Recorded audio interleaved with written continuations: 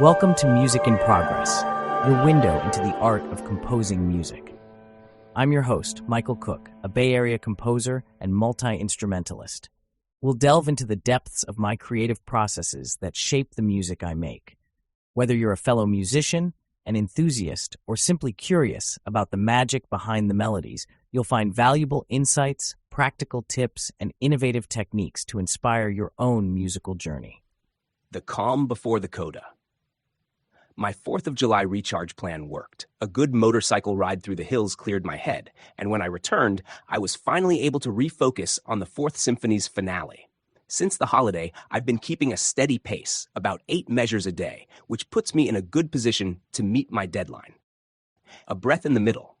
This next section of the movement is almost half the tempo of the previous material. It's meant to serve as a break, a calm before the storm, so to speak. Slowing down lets me explore different kinds of variations that wouldn't work at the faster tempo. The passage begins with a woodwind chorale in slow 5/8 time, built around the contradance melody. I'm pleased with how it came out after several revisions.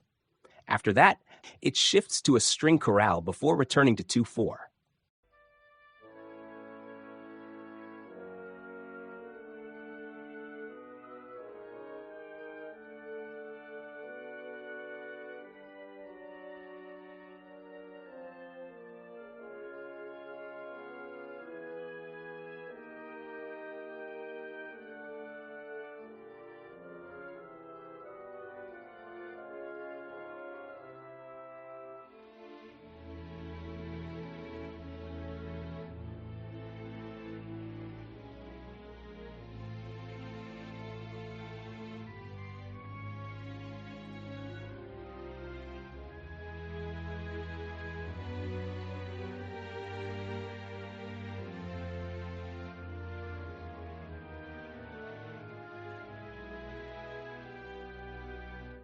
The next set of variations introduces a 2-against-3 feel, much like the variation back at measure 62.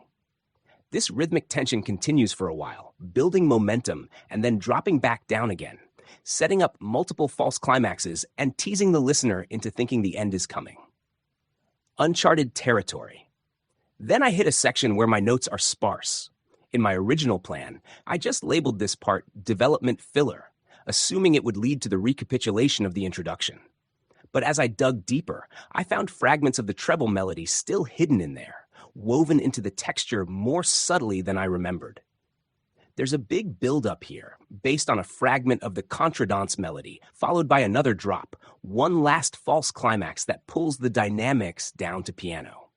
These final 11 measures use the 10-note theme from the first movement, which is also embedded in the bass line of the fourth.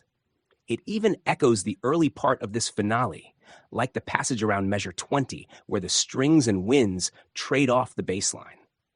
The music gradually fades to nothing, setting the stage for the true finale.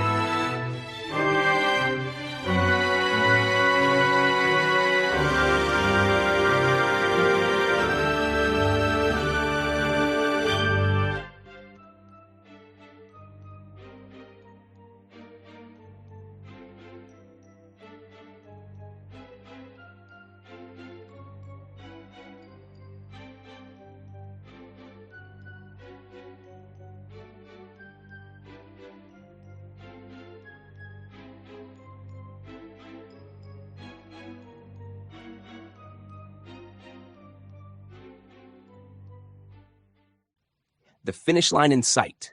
Now comes the recapitulation of the very beginning of the movement, except this time, it starts on G instead of D. It's getting close. Only about 24 measures stand between me and a completed first draft. I've jotted down a few ideas for the very ending, noodled them out when inspiration struck, but I haven't fully tried them yet to see if they'll work. I have to travel next week for a family emergency, but hopefully on the plane I can finish up the coda and wrap up the first draft. I'm almost there.